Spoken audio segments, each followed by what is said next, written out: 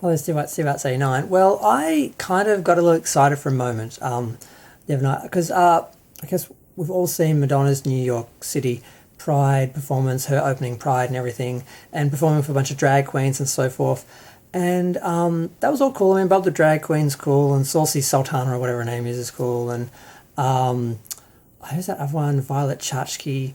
I know we all know them from Drag Race and just various performances and that. It's just nice to see Madonna performing with these people who were giving, like, celebrating her. It was a tribute to her, but she was celebrating them, and it was just a nice performance to see Madonna sort of not be all about her and be a part of a group in a performance, and she wasn't the only star. And she's done that a few times here and there, but mostly it's about her. So this was nice. And one of the things that got me excited was hearing that she had reunited with Jose, and he was one of the dancers. I'm like, oh my God, I didn't realise. And then I heard someone referring to Jose Extravaganza. I'm like, and I hope I'm saying his name right because I have no idea. And I'm like, oh, that's someone else. Of course, there's more than one dancer called Jose. And it's been like 30 years since Blind Ambition. Like, he's still dancing. What are you idiot? And then I actually looked again. I'm like, oh, it is Jose. He's just known now as Jose Extravaganza because he's part of the House of Extravaganza, because he's such a legend on the NYC gay ballroom scene that he has like a whole like institution that he's like in charge of, and they do performances and everything. Like, oh wow, okay. And it was him, and I watched it. There's a moment where he dances around her, he's in like a white singlet, and they like do a little Vogue together and that, and it was just nice to see him back on the stage. And I got really excited because I thought, because you all know after Blonde Ambition was released, some of Madonna's dancers, including Kevin Steyer, and I can't remember the other two, sued her because they, oh God, I don't want to get into that or have an opinion either way because I don't want to offend anyone. So I thought Jose was one of the ones that sued her. So when she was on stage, I thought, oh, she must have buried the hatchet, because I know that they were on her shit list for a while. I know from like a story Kevin was telling that yeah. So I thought, oh wow, she finally let them off the shit list. So maybe, but he wasn't one of the ones who sued her. I'm like, oh, okay. And they actually worked together a couple of times after Blonde Ambition up until like 1993. They did a few things together and that. So it wasn't the big sort of moment I thought it was that they were on stage together. But it still was nice. And the other thing that was weird though, and I did want to comment on, I really loved the sound of Material World. But it's like Madonna forgot what Material Girl was about. It was ironic. It was about money doesn't matter, shouldn't matter, And if you watch the video, obviously it's not money that gets the girl in the end. It's a simple, honest gesture from the guy.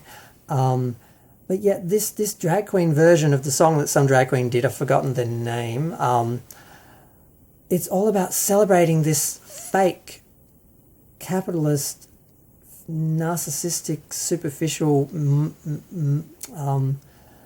it's just like, that's not what the song's about. And this, I mean, heaven forbid a drag queen try and tell us about, being real. But yeah, it's like, really? You're doing a song, you're doing a spin on this song and actually validating the materialistic, superficial women Madonna was parroting and commenting on ironically originally. I'm like, did these people not get the song? Did they ever see the whole video? And now they're writing their own version from their own experience of narcissism and vanity and greed.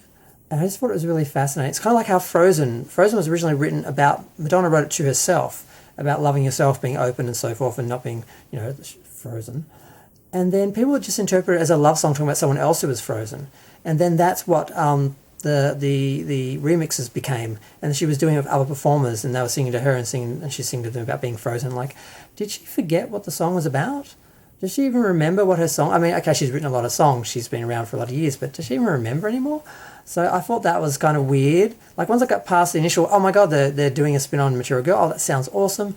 I actually listened to it and what it was about. I'm like, this is a betrayal of the original song. And it's like we're regressing and going backwards. And it's like now we're actually celebrating materialistic women who only care about money, and they're that shallow, and they're basically just objects to be bought and displayed and to spend. And I mean, she can make a budget disappear like a magic trick. I mean, is that what we're supposed to be telling girls to be or promote? I mean, is it just fun? Is it a joke? Or do these drag queens who I mean, drag is an illusion. None of these people are real. None of these characters, they're all characters, and they're selling this idea of reality for like what is the, I was really looking into that and thinking, am I looking too far into this? But yeah, it was a bit disappointing. But yes, love seeing Jose. Not sure how I feel about the new spin on Material Girls, celebrating Material Girls like they are something of value and substance when they are the complete opposite of that. I don't know. I'm going to go. Feel free to share, like, comment, subscribe. Let me know what you think. Thanks. Bye.